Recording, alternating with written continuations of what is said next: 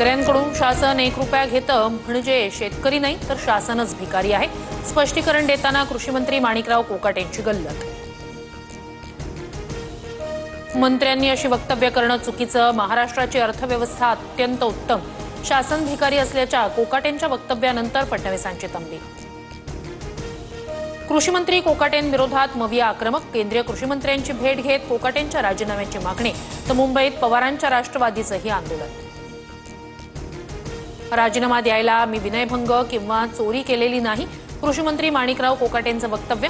सभागृहात रमी खेळतानाच्या व्हिडिओचा विषय किरकोळ असल्याचंही कोकाटेंचं मत।